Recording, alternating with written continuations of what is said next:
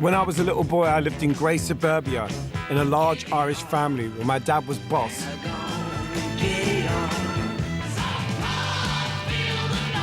Watching Top of the Pops on Thursdays was where I learnt to be a real man. The glam rockers were my only hope, but even they seemed to be finding their way. We just haven't got a clue what to do. Steve Priest wasn't the only one. In the 70s, nobody knew what to do about Britain. The economy was in tatters, industry was in decline, governments changed like traffic lights. There were fears about terrorism, immigration, and fascism. We joined Europe, and then we wanted out. This is a film about how the 70s shaped me. It's my story, but it's also Britain's. I didn't watch the news, but if I'd known what I know now, I would have moved to Mars. I was busy learning about the important stuff, about David Bowie and Mark Bolan, dressing up and going out and coming out, and racing towards a fateful day at the BBC. On September the 30th, 1982, there was a disaster at Top of the Pops. It was Shakin' Stevens. He couldn't make it. Me and my band were very available. For the first time on Top of the Pops, it's Culture Club.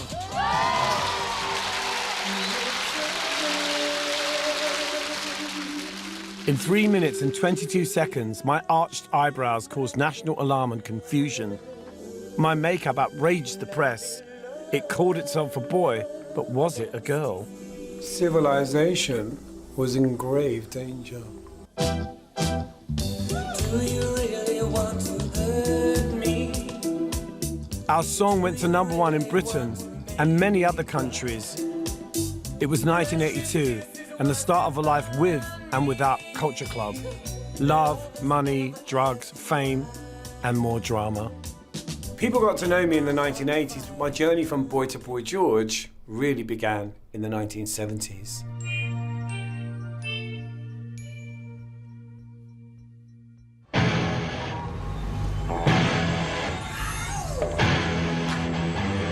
They say the past is another country.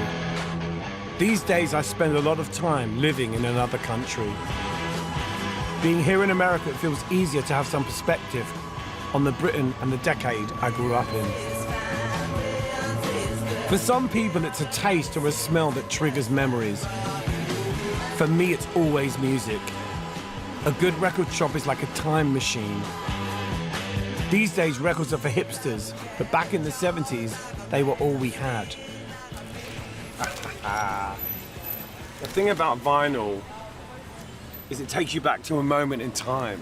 You know, these are like memories, talisman. These are sacred objects. For people of my generation, these are sacred objects.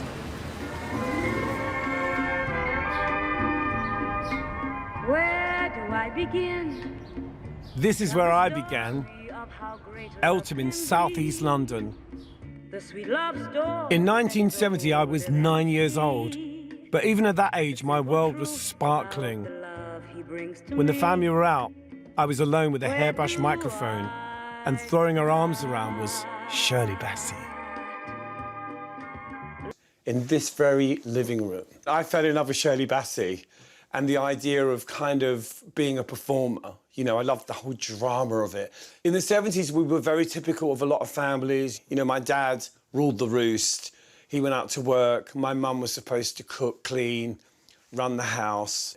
And I think one of the reasons I love Shirley so much was because my mum, you know, was kind of, you know, like a normal housewife and never got a chance to be glamorous. So I really became quite obsessed with glamorous, strong women like Shirley Bassey, Joan Collins, people like that were like glamorous and, you know, got their own way. That's never really changed. Right from the start, I needed glamour. Elton Green Secondary was never going to appeal. Mum had to drag me out of bed and push me out the door every morning. Mum still lives in the house we moved into in 1974. It's one of the nation's newest giant comprehensives and, in fact, a school of tomorrow for the children of today. In the 70s, teachers just didn't like kids. If you came from a certain type of family, you were marked the minute you went into school. My older brother had been arrested. You know, he'd been arrested for stealing lead off the school roof where I went to. So the minute I went to school, it was like, you're an O'Dowd, you're trouble. They don't want you to have a personality. They don't want you to be an individual. They want you to shut up. And, you know, as you can see... And unfortunately, Georgie could not shut up. Never. Me and some of the friends I'd yet to meet didn't really fit into the great comprehensive education experiment of the 1970s. At the time, particularly the comprehensive system, the idea was that you were factory fodder and it didn't matter whether you were taught or not. There were boy lessons and girl lessons, no gender bending allowed. I remember going to see the careers officer and saying, oh, maybe I could be a makeup artist. And I remember them sort of saying, Mr. O'Dowd, you need to be more practical and realistic. I wasn't allowed to take woodwork because girls didn't do woodwork, but I was allowed to do home economics because that's what girls did. Home economics, we were geared up to cleaning ovens and baking a Victoria sponge. It was really quite archaic. In the commerce class, for example, there's no frantic squabbling over one battered old typewriter. That's the other thing about the 70s, where you could still get hit. You know, that was the other thing. No, they can't do it now. No, in the 70s, Oh, darling, yeah. we got caned on a regular basis. It's so barbaric. What does that teach you? That you hit people, that's how you get your way. I mean, it's awful. Yeah. People were terrified. Outside in the real world, things were tough. But me and my friends weren't interested in current affairs. The 70s did have a drabness attached to it, which seems to be a thing that sort of escaped me somehow. I wasn't particularly aware of how difficult things were. There was just always crisis. Funny enough, I don't remember a whole lot about that. It seemed Britain was on the edge. Money had to come from foreign banks to bail us out. I want to speak to you simply and plainly about the grave emergency now facing our country. Everyone was saying the unions were running the country, but the first I knew about politics was the miners' strike, when all the lights went out. When you're a kid and the lights go off, it's actually quite exciting. You can get away with more. I mean, things like Edward Heath, you know, obviously the miners. I remember the rubbish strikes, you know, there was all that. But it was kind of going on, you know, with all the things, you know, music and all the things that excited me. They were more important to me. I was more interested in myself. It's a terrible thing to admit, really. We are limiting the use of electricity by almost all factories, shops and offices to 3 days a week. We didn't really get much notice that there was going to be a cut, and it was a mad rush, you know, to the local shop, you know, like to see who could get there first, you know, like to buy up all the candles. If you had a camping stove, you'd fire it up and have some hot baked beans, and it would be a bit of an adventure. I'm trying to remember what the hell we did, you know, with the candles. You go to bed. The economy was in crisis, and unemployment was the worst since the war. We cannot solve these problems with a divided and embittered nation. There seemed to be no kind of hope, you know, like for you, and there was lack of jobs. The company my father worked for kind of went under. It was happening everywhere. There was a lot of talk about being on the dole. My peers would talk about it like that's what they were going to do because that's what their parents did. And of course, I was one of them. On the dole. You went to the job centre and you got like 12 quid. Whoopee. I was only interested in my music, an obsession I inherited from my older brother, Richard.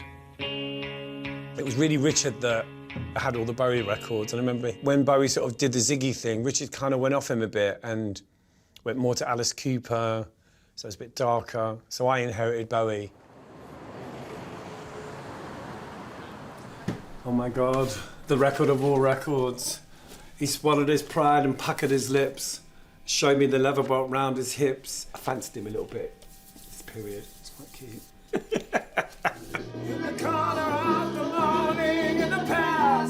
When my brother Richard gave me Bowie's album, The Man Who Sold the World, I literally wore it out. Oh my God. Bowie was unique because he was so contradictory in every way. Because he wasn't like the archetypal kind of homosexual or bisexual. He wasn't really even that, I don't think. I don't know what he was. But for me, yeah, he was everything. Absolutely everything. I lean back on my radio. The album came out in 1972, and that summer I first saw the Alien land on Top of the Pops. It was a light bulb moment. The seminal moment of revelation.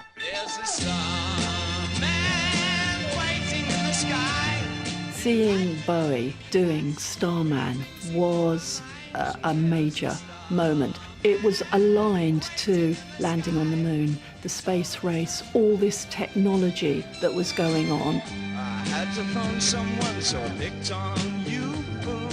You were like, oh, wow, this is the alien, this is the outsider. And I already knew that I was the outsider. I was a gay teenager. I could link in with David Bowie straight away. If you did feel like you were somewhat on the outside of things, suddenly you belonged to, like, the world of Ziggy Stardust. I remember feeling intimidated on some level and at the same time fascinated. It was like, my God, you know, I want a lifestyle like that, you know, and I want to be like that. I hear the sound. Hardly any Stardust reached Eltham, but my brother and his mates were always slipping off to a place that sounded a bit like Las Vegas. When rock stars came to South London, this is where they came to Lewisham Odeon, which is now part of Briggs. Why did they knock it down? Awful, sacrilege. I came to see Rod Stewart and the Faces here. I came to see David Essex, Blackfoot Sue, Chuck Berry. I mean, I was always here. And if I wasn't at a gig, I'd be at the back of the stage, hovering in the hope that I would see someone famous. The biggest gig I ever saw here was in 1972 when I was 11 and 11 months old, and that was Ziggy Stardust and the Spiders from Mars, which for me was a life-defining moment. It really changed everything for me.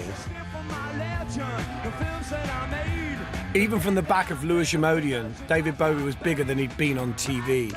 He created an extraordinary landscape. He wore makeup and said he was bisexual. He wasn't ordinary, he was all-powerful, a superhero. I knew Ziggy Stardust was a character and David Bowie was the performer. The clothes and the makeup gave him an edge, but when he took them off, he was just a boy from South London like me. Turned out we lived on the same bus route. My older brother Richard sent me to the chemist to develop some Kodak film. And I think I was allowed to get some sweets with some of the change. So I'd gone off to the local shops in Middle Park with this film. And I got to the chemist and I was standing outside and I was chatting to some friends and it was a really hot day. And it was about 11 in the morning. And as I was talking to these friends of mine, I turned around and there was a bus and it said Beckenham. And I was like, a bus from Eltham goes to Beckenham, and I just jumped on it. Yeah. All the fans knew that David Bowie lived in Beckenham. My friends Joe and Danny have come with me to tread the holy ground. Everyone knew that inside David and Angie lolled about in velvet jumpsuits, eating space food and getting visits from Lou Reed. I'm sure it was there. I know it was on this main road. I think this is it. This is where it was. So this would have been the back garden. Wow. This area. The house was kind of like an Edwardian mansion block. He had a flat in it. You could see washing on the line, so we were sort of contemplating getting over and maybe nicking some clothes, I don't know, like maybe there's Bowie's pants or something. And we were sitting outside most of the day, and at some point in the afternoon, Angie opened one of the windows and was like, why don't you all just fuck off? And we were like, oh my God. You know, it's like acknowledgement, you know, I mean, it was the highlight of our year. But this place just is not recognisable. The following summer, Ziggy was dead, killed off on stage at the Hammersmith Odeon. I knew Bowie would be back. He was just changing costume, but he left a huge glam vacuum. Bowie went off to Berlin, didn't he, and sort of disappeared. And there'd be little snippets of things in the press, and you'd see articles, and there would be pictures. When he came back in 1976, I was at Victoria with all the other fans. You know, he's wearing sort of, it was kind of like a Hollywood sort of collarless shirt. Yes, he looked pretty conservative compared to Ziggy, but then he did Boys Keep Swinging, where he's in drag. It always felt like Bowie was one step ahead of everyone. Even at the time, I knew he was at the cutting edge of the 70s gender debate. But it wasn't going on in our family. My uncles and aunts. The men just did what they wanted, and the women kind of cleaned up the mess, basically. That was the 70s. Bowie knew that alpha males were an endangered species. The new women's libbers wanted to be heard. They had outrageous demands. Equal pay, equal rights, and the appeal they'd been promised in the 60s. I don't think I used the term women's lib, but I was always saying to my mum, why do you let Dad talk to you like that? Why do you let him treat you like that? Men treat women really badly and women put up with it. That's what I remember from being a kid.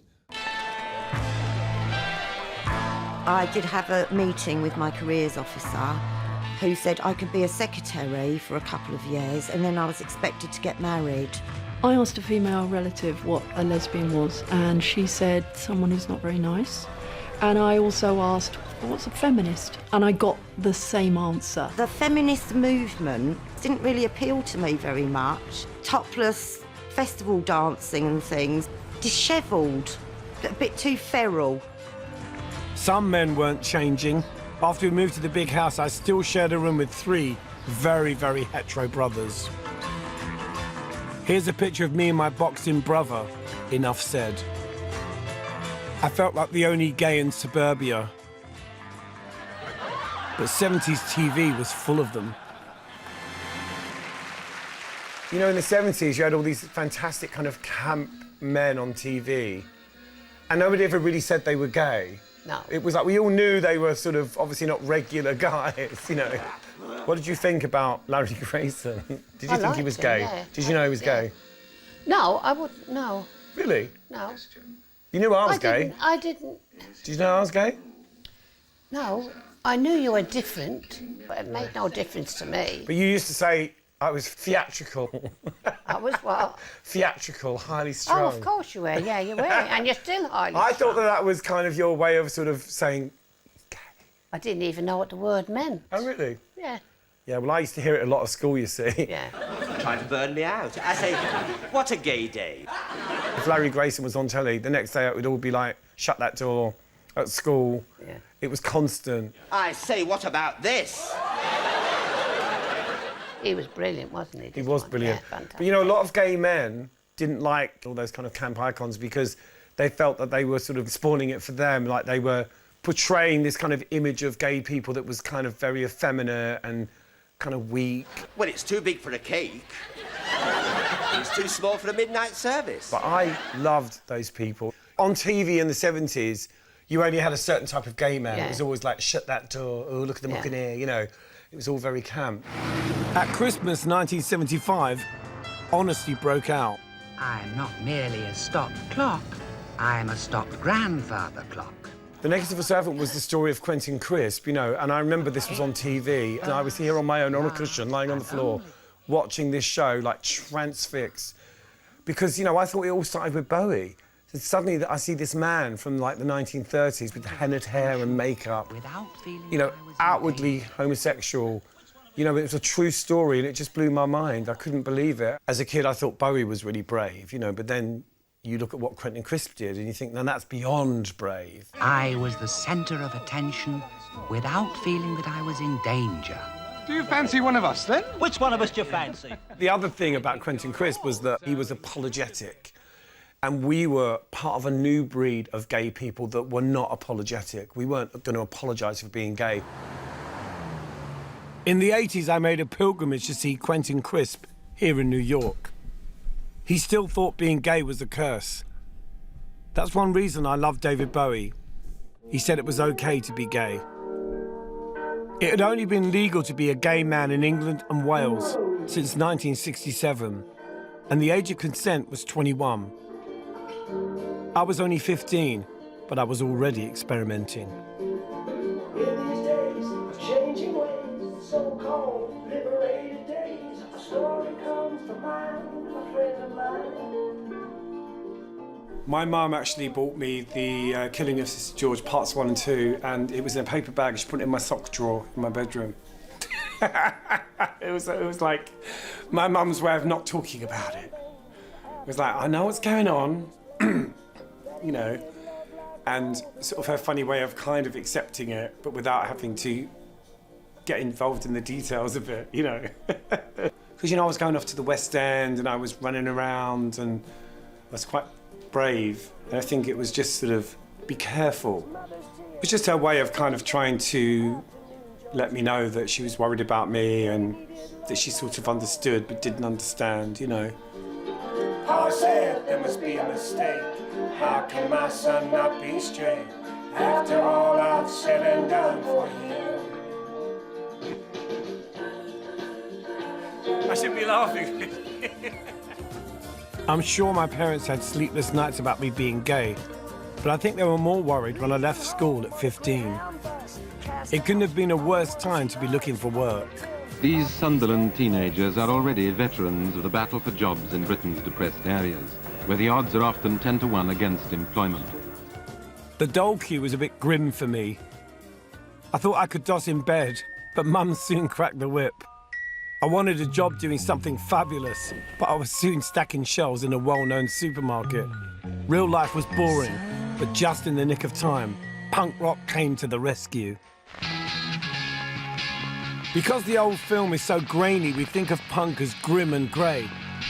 But I remember it in Technicolor, because it kicked off in the boiling summer of 1976.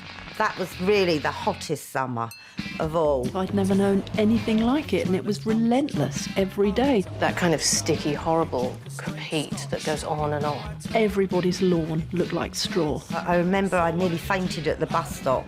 I had a bit of a moment then and nearly passed out. People were advised to take a bath with a friend. The hot summer of '76 was fantastically important because it just changes everything. Everybody gets out on the street, there's a sense of possibility, there's a sense of openness, and suddenly something can break loose, and that's what happened with punk rock. The cult is called punk. The music, punk rock. Raw, outrageous and crude.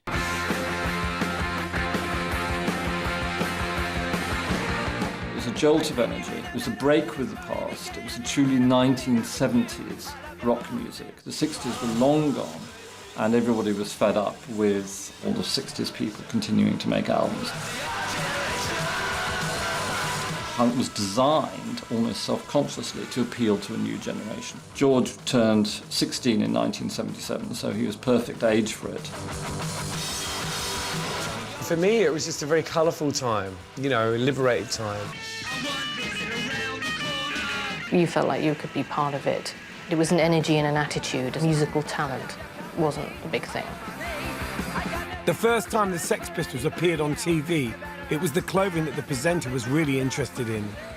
Also trying to shock everyone. Your clothes are bizarre. What about the word punk? If you look it up They're in only the dictionary... bizarre to old people. They ain't bizarre to young kids. Possibly. I don't have a safety pin through my nose. What about the word punk? It means worthless, nasty. Johnny Rotten, are you happy with this word? No, the press gave us it. It's their problem, not ours. We never called ourselves punk. Punk rock enabled intelligent people who hadn't had the advantage of an expensive elite education to become stars. For me and my punk mates, it wasn't just about the music or pretending to be angry with society. We were interested in a new look, and the place to see it and buy it was on the King's Road in Chelsea. Well, I think that when punk started, to me, it was like a fashion thing. And it was completely tied to, you know, Malcolm McLaren and Vivienne Westwood's shop. It was just a way for them to sell more clothes, I think. Vivienne Westwood's shop, it used to be called Seditionaries, it's been called Sex, Too Fast to Live, Too Young to Die, and now it's World's End. And this is where we used to gravitate to on the King's Road. We walked the whole entire length of the King's Road to end up at this temple, this fashion temple, which sold amazing clothes that were really expensive. And this is where it all happened. When the shop was Sex during the sort of punk era, it was really intimidating. The BBC sent actor Derek Nimmo in to experience the terror on behalf of the nation. Hello, Mr. Nimmo. So you're really caught right down there in bondage? Mate, you look so bloody boring, I cannot believe it. The point is to change yourself. And if you But why? Why does one have to change? Because then you'll oneself? feel great. Myself and Jerry Mahidi were in Leicester Square, and we saw Vivienne and Debbie, and they were wearing all the clothes. They were wearing like orange bondage trousers, and we'd never seen it. We followed them around Leicester Square. We were like following them. We were going, look at those shoes. We were like literally obsessed. Yeah. I eventually got the whole thing, but I wanted the trousers to start with. The trousers with the kill, they were like the most important thing. My dad used to gamble. Him and he'd say, don't tell your mother. Of course I'm going to keep quiet, but there's a pair of trousers I want. Anyway, so I got them. I used to live in them. They could have walked on their own. They were so dirty. So no new hats. Of course, punk was about kicking against the system. At 60 quid, your Westwood T-shirt was more about submission than sedition. Avarice in the UK. Punk originally had this sort of like idea of presenting yourself in a way that represented your uniqueness, creating your own individual look, an anti-fashion statement. Club creature Philip Salon was the queen of DIY couture. Global Village is now Heaven, which is virtually the biggest club in London. And I went down, I'd never been before, and then I stripped off and I had a bin liner on and chains and bare legs, and the bouncers dragged me out of there. And they said within 6 weeks, the whole club was wearing bin liners. One of the sort of standard symbols of punk became the safety pin, you know, and that was really like never been seen before. All of a sudden, you could pick up a zinc plug and wear that as an earring, or a tampon if you wanted to put a cushion on your head and tie it up with a bit of ribbon and go out like that, you could. Promenading down the King's Road was really crucial. It was all about saying something about yourself through your clothes. And remember, we didn't have social networking, so we did our talking on our bodies. But your clothes could also get you into a lot of trouble. Around every corner, there was someone from another fashion tribe just waiting to knock your teeth out. You have teddy boys on one side, punks on the other, and they punch each other and scream, and it was like anarchy. England in the mid to late 70s was an incredibly violent place. You know, you went to school, you got hit. You went home, you got hit. Hoppers could hit you. And of course you had skinheads. They would actually wait at the station for people to come off that train and give them a good hiding. My dad used to carry a big, like, monkey wrench in his car, and if someone cut him up, he'd get out and they'd have fights. Everyone talked about the Millwall brick, which was a rolled-up newspaper that you jam into someone's throat. I just remember an atmosphere of constant violence, and it could erupt at any moment. It was everywhere. Thugs didn't really need much of a reason to lash out. Seeing someone not being manly was a red flag. It wasn't a gay-friendly time. It was a world away as far as gay rights and gay consciousness goes. You walk around the way that I did, knowing that there were whole loads of people that wanted to punch my face in. Straight blokes, just because they didn't like the fact that you were dressed up. Rock and roll guys that didn't like the fact that you were a punk rocker. There were just so many people that wanted to punch you. Old ladies that hit you with their handbags. This is such a timeless record. Your face when sleeping is sublime. In the safety of my own home, I could listen to music by people who not only said being different was okay, it might actually be better. Then comes Pancake Factor #1. The most famous track on this album at the time was Walk on the Wild Side. I think it was just really revolutionary, that song.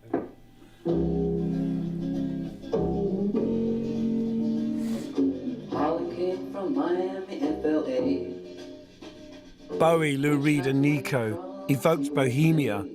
They took us to racy places where the lights were low and the company was dubious. She says, hey babe, take a walk on the wild side. Said, hey honey, take a walk on the wild side. Since I was 14, I've been trolling London's West End with the Red Bus Rover. If you're a London adolescent and you want action, you gravitate to Soho. Certainly back then, there were all the sex shops, there were the prostitutes, there were people offering you drugs. Don't necessarily want to sample it, but it's a very exciting atmosphere, illicit atmosphere. Soho wasn't the suburbs. It was full of dodgy adults, but also freaks like me. The beautiful and the damned, kids on the run and on the game. Philip Salon was the queen of everything, la reine du drame. He would dress you up and dress you down. He was my teacher and my tormentor. One of the first places I ever went to with Philip Salon was this place that was called Madame Louise's. There's still a peephole, and you come up, knock, and You know, they'd open the sort of little shutter, give you the once-over, and then you'd either get in or not get in. Hello. Philip was a huge influence on me as a kid. You know, I mean, he was the first bona fide eccentric that I ever met. Not just in the way that he dressed, but the way that he thought. Hi. Well, it's changed here. Same size, but just different, isn't it? This was the dance floor here anyway. I remember the DJ was in that corner. We came down here, and I remember we sat down over there. That was the seats there. And we were like looking at the dance floor. It was all full of blokes dancing together. There were all these blokes in suits and ties and everything. And it turned out the whole lot of them were women. There wasn't one man there. And we'd been fooled. I remember Malcolm McLaren and the Sex Pistols. I used to start signing them in. I think it was every week. The Kings Road Trendies, they started moving in bit by bit. And as they moved in, the Lesbos moved out. So you could say I was responsible for the death of Louise's. This is where people like Susie Sue, Johnny Rotten, Billy Idol came. I suppose the attraction was the kind of mix of people, you know. It was all so wrong and so right. Philip dragged me through the looking glass into Wonderland. I wanted to go because gay clubs were full of lumberjacks and straight clubs were equally vanilla.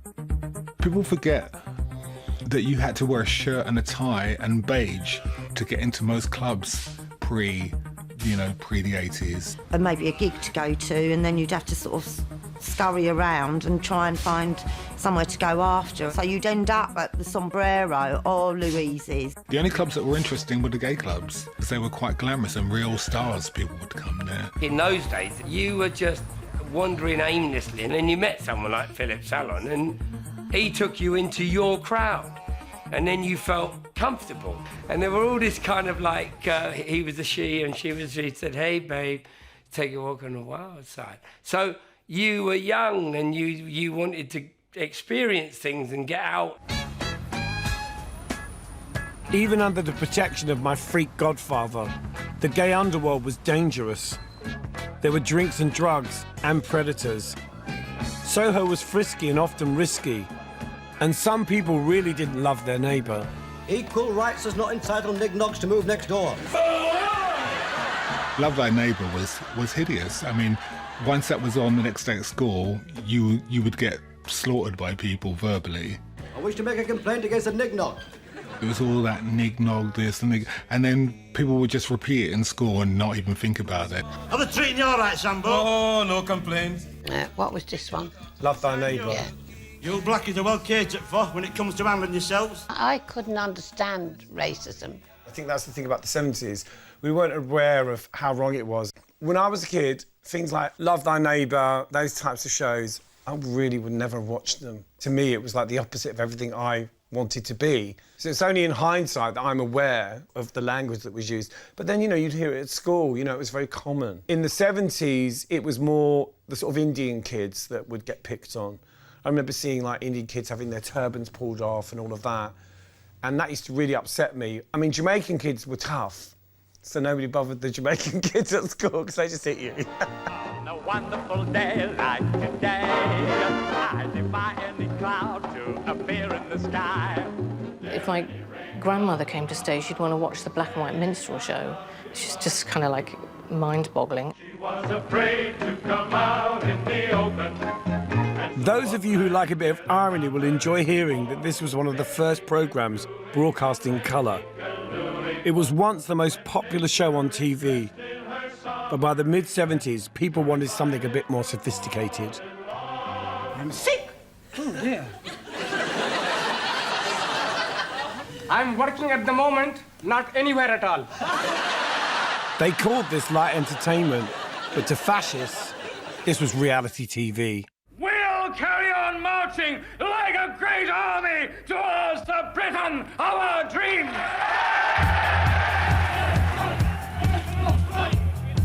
I was never nationalistic.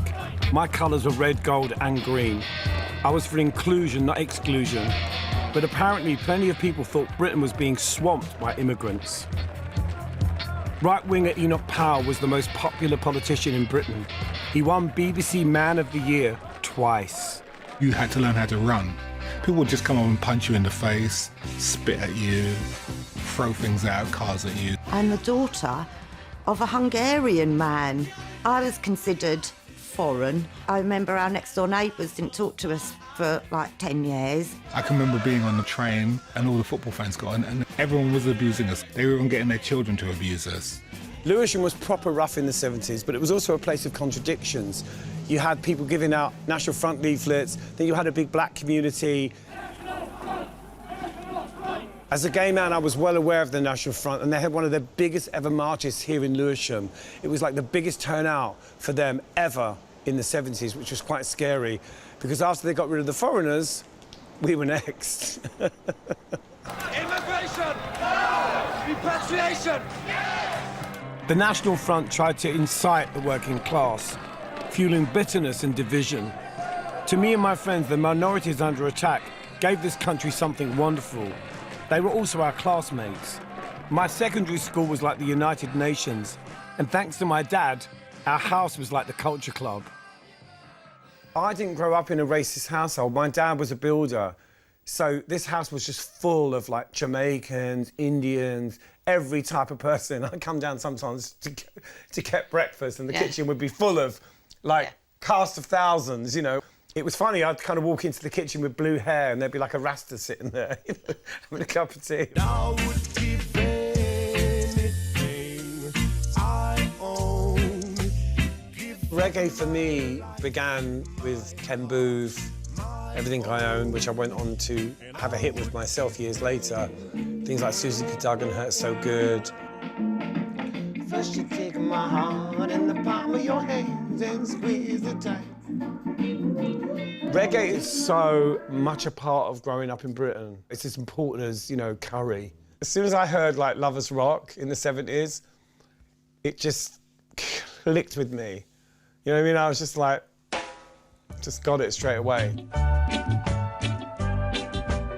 Lovers Rock was a very London kind of reggae sound. In Birmingham, they made something harder, more righteous. I moved up there in 1979, but not for the music. I had a broken heart and a kind offer from a fellow freak.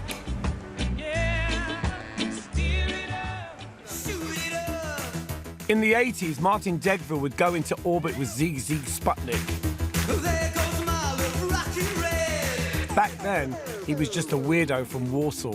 Martin was one of the most outrageous people I'd ever met. He was wearing stiletto heels and these big footballer shoulder pads. He looked like an Alsatian from outer space. I first set eyes on Martin at the seaside. I was in Bournemouth, so wandering around the street and I saw this thing across the road. And I just targeted him. I was like, I've got to make friends with him. Now, guys, this is Goodall Street, where I used to live. I fell out with this bloke I was going out with, and it sort of got nasty. And so I asked Martin if I could go and stay with him in Warsaw for a few weeks, which turned into almost a year. This is the fabulous place. It was a fantastic time. That used to be George's space. For me, I think Martin's one of the real original kind of freaks. You know, he kind of changed things. He was quite important, I think. He was also part of my kind of freak education. Hello. Now the area's gone posh. It's a curtain shop. In 1979, it was far less luxurious. This was my part, and down here was George's part. I was like the housemaid. I used to clean the place. You know, all-night parties, people coming and going, orgies. Martin had a shop in the Bullring called Degville's Dispensary, and I worked there pretty much every day while he made clothes. I used to keep all my takings from the shop, one of the floorboards in my bedroom. And so one day I came back, and the whole of my takings had disappeared. He didn't pay very much, so I used to sort of steal from under the floorboards to sort of, you know, pop up my wages a bit. It would have been around here. It was quite a lot as well, £200, £300 at that time. You gotta pick a pocket or two. You gotta pick a pocket or two, boy. I demand the living wage. You gotta pick a pocket or two. The flat was always full of music. Bowie, Lou Reed, Cabaret Voltaire, Linton Kwesi Johnson, and of course the local speciality.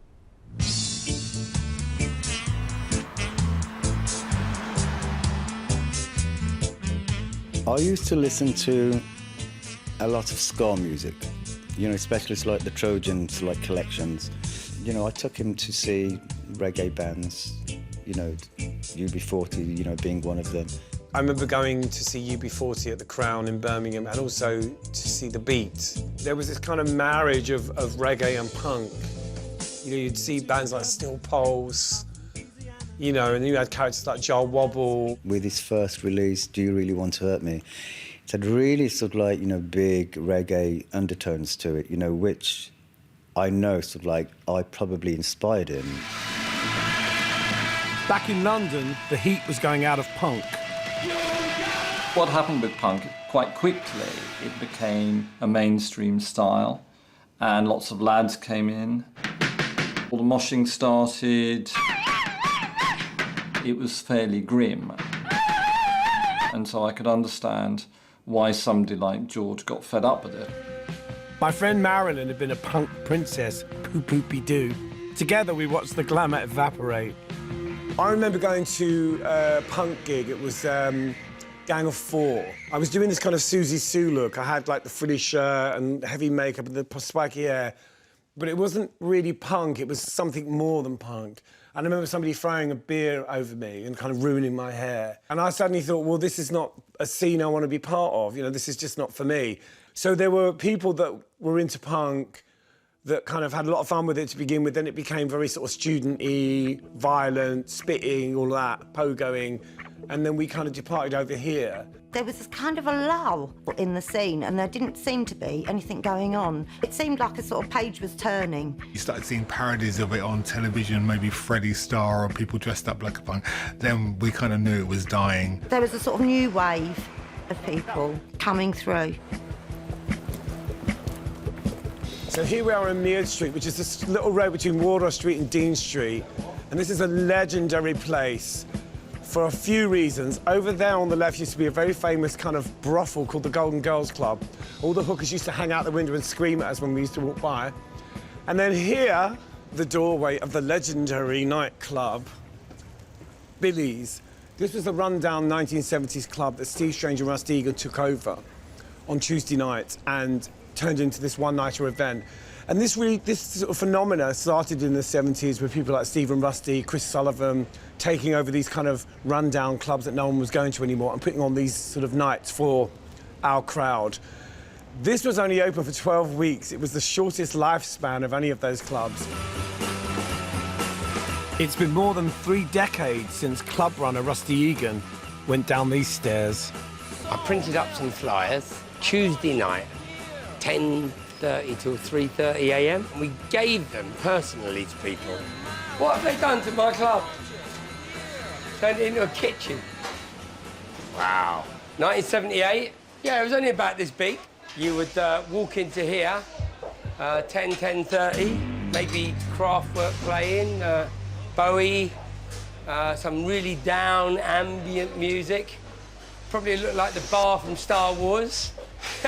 A collection of people, which included Boy George, Philip Salon, Steve Strange was the reception, and there were some alcoves, some little alcoves you could get into, and then the DJ was against the far wall. It got very popular, overcrowded in fact. You met some of those people that you might have seen at David Bowie, you might have seen at a Susie gig, you might have seen at X-Ray Specs. And then me in the DJ booth playing all their favourite Bowie and Roxy, and then dropping Human League, first ever Electricity by OMD, emerging electronica. It was nice to start hearing all the Human League and all these new bands that were coming out. The soundtrack reflected what we were interested in. Snapping away and recording history was art student Nicola Tyson. I'd just get the prints developed at Boots and then bring them down the following week and try and sell them for beer money. But that wasn't very successful. Up here there's pictures of George. I think that's with Andy. There's Steve Strange. I can't remember exactly where I met George, although he would come to Billy's in a sort of white pan-stick makeup. Here we've got Marilyn with the kind of Jordan hairdo, Philip Salon, Philip's policeman's hat.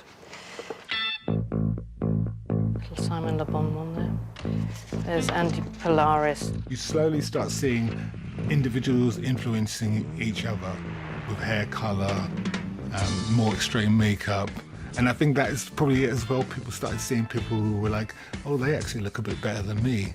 Next week when I come down here, you know, my hair's going to be 3 colours, not 1 colour. Billy's itself was a sort of almost like a clip joint.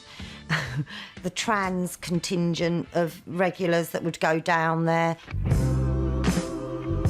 Living the nightlife to the full sometimes meant missing the last train or bus back to the suburbs. Luckily for us, the 70s were the squat years. In the mid-70s, London was very run down, quite poor. Old property going to be pulled down, and then the money had run out. In that gap, you had the emergence of squatting. Here we are in Carburton Street. Now, this street was full of these beautiful Georgian houses that have been demolished, and they built this, which is such a tragedy, but this is where we squatted. This corner here was our squat, and we lived here for about 1.5 years in this house with various characters, you know, and one of those characters is over here. And this is the doorway where we did our famous picture. Do you want to do your pose? I can't remember what it is. I think I was just like that and you were going... you were doing one of your Marilyn poses. I first met Marilyn in 1977. We'd been friends for 40 years, falling in, falling out, falling in, falling out. Do you remember the cute guys that used to live around here? Yeah. Yeah, these ones. So that was this corner house was the sort of second location where we moved, but originally we lived just along here. We were somewhere here, and I lived on the first floor. And one of the funny things about me was that I had 2 rooms on the first floor, and I rented one of my rooms out to some French bloke. I was like a landlady. It was genius. And people say, how can you squat and make someone pay rent? I said, well, he wants somewhere to live. So I was very enterprising. My parents kind of came up to drop off some shopping because they were worried about me. They brought food one night. My dad brought a credit card and he kind of undid the lock and he put food in the cupboard. But I'd kind of decorated my bedroom with all these like naked photos of men. So my mum and dad left me a note. Lovely wallpaper. Do you remember that outside toilet? Oh. That had no roof on it, so you'd be in the toilet and people would be up at the windows, like throwing things and going, wait, how long are you going to be? And it's just like, oh, God. We had no water, but we had electricity because my boyfriend managed to kind of fix the wires, and so we had lights. Well, there was 2 brothers that lived just up here, and they had hot water. And I went out with one of the brothers. And I went out with the other one. Dave. Dave His name was Dave. and Stephen. And David and Stephen, and we used to go to their house to have baths. Yeah. And when we couldn't go there to have baths, we'd go to the hotel sometimes and wash in the toilets. This is where we lived for about 1 year or so. Not this. No, it was much nicer than this. Yeah. It was bonkers. We were growing up, or trying to. Punk had been a beautiful distraction, but we were moving on. It was still all about dressing up, but now we wanted glamour, tungsten lighting, punks in paint. Clubbing, you know, living hand to mouth, getting up at 2 in the afternoon, putting your face on, going out. You know, it was a very hedonistic time. People were expressing themselves in a different way that was very stark. I just wanted to be myself and express myself, you know, with the way I looked, my creativity. There was a feeling of anything goes. In terms of style, we were fearless. It was never about just one look. Variety was the vice of life. I would see sort of Roman gladiators, men in capes. I can remember my brother getting arrested wearing hot pants, plastic sandals and a space gun. You couldn't afford to make stuff with nice lace like that. Where'd you get that? That's my name. Philip Salon, he would go out in a wedding dress. When you go out with Philip, like, on the town, he would, like, bring bags of clothes and he'd constantly be changing outfits. It got to the point where I was turning up with suitcases and changing all night long. I know it's tragic. Green eyeshadow, green blusher and green lips. Being first with the look was vital.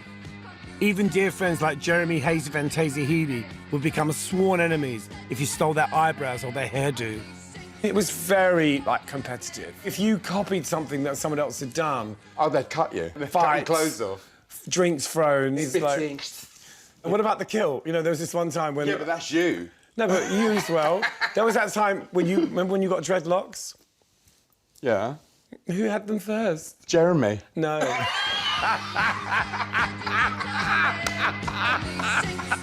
I would be in a club and somebody would kind of go, I think Boy George is coming tonight, and there would be excitement, like, what's he wearing? George used makeup in such a sort of striking way. You can see all those, like, inspirations from the glam moment, from the Bowie moment, from the Lindsay Kemp moment. You'd be dressed as a nun, or something like that. We didn't call ourselves New Romantics. That was the sort of newspaper term. But it was a small scene with a massive ego. 200 people at the most, but really publicity hungry. You know, we wanted people to know about us. But it wasn't a lot of people, you know, in terms of its kind of cultural impact. It kind of grew into what we did in the 80s. All the bands, you know, Duran Duran in Birmingham, Culture Club, Spandau Ballet. It grew into something bigger, you know, but actually the root of it was this tiny little crowd of people who were sort of full of their own self-importance, of which I was one. You've changed. In February '79, we had somewhere new to go. Steve Strange and Rusty Egan's new club, The Blitz. Steve was brutal on the door. Talk about kill to dress. It's about fashion, it's about looks. I mean, the men dress outrageous, the women dress outrageous. Spending hours dressing up beforehand. Steve would be at the door, looking you up and down. Whatever their look is, they've got to have a look to get through the door. So when you went into this club, I'd be playing Warzawa, you know, the B-side of Low, you know. People like Susie Sue strutting about, Jordan, obviously, Sue Catwoman, like all these people who look just incredible. It got busier and busier and busier, and then I'd play, doo-doo. Okay, are you ready?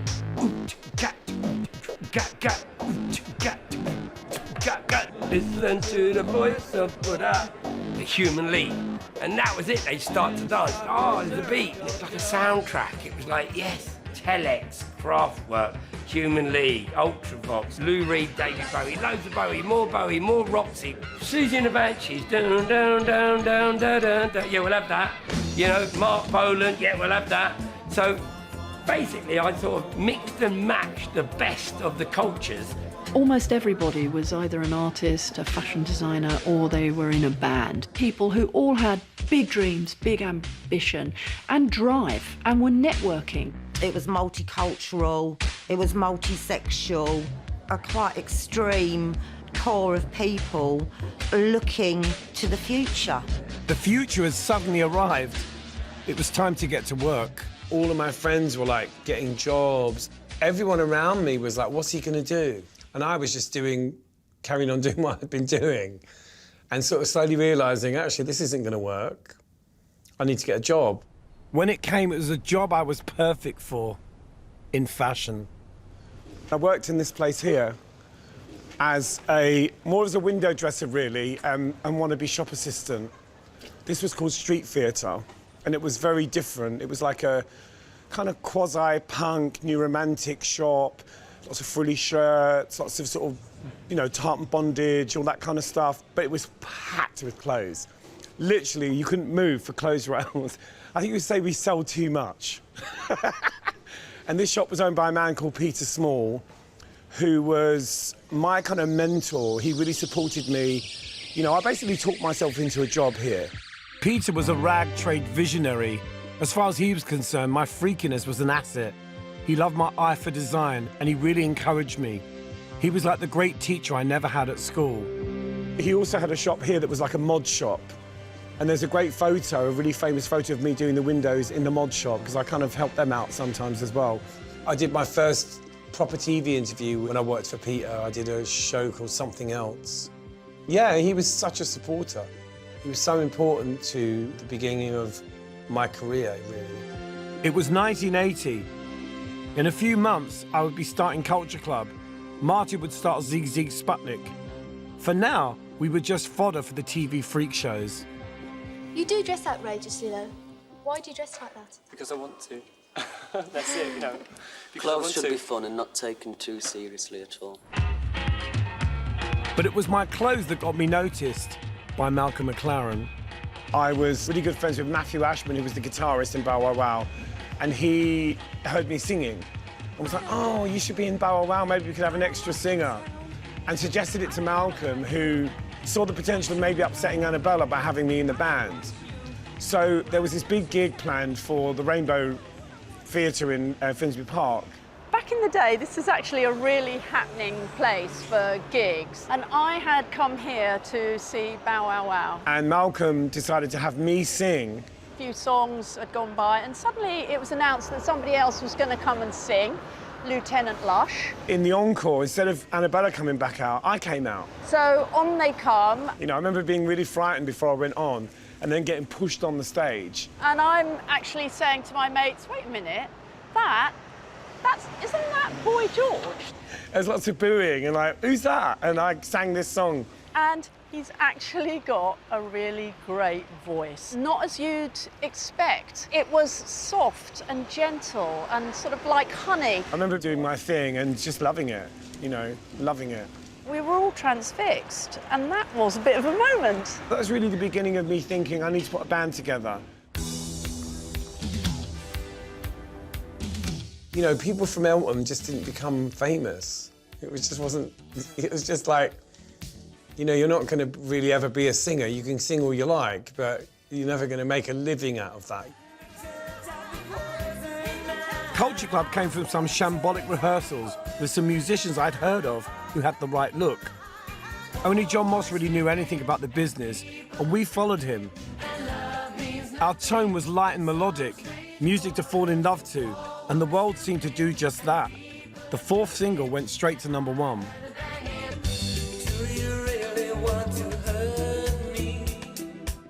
I used to joke it was the day I married the world. One day, I could walk around the streets like in full regalia and nobody would take a blind bit of notice. And then overnight, I was instantly recognisable and I couldn't go anywhere. The rest is history. But we're in the 80s now, so we can't talk about this. He was a classic British pop star. He was absolutely huge, worldwide. He was cuddly, but there also with George, with his tongue, there was always an edge. And he was always involved in some kind of social change, which is what the best pop stars always are.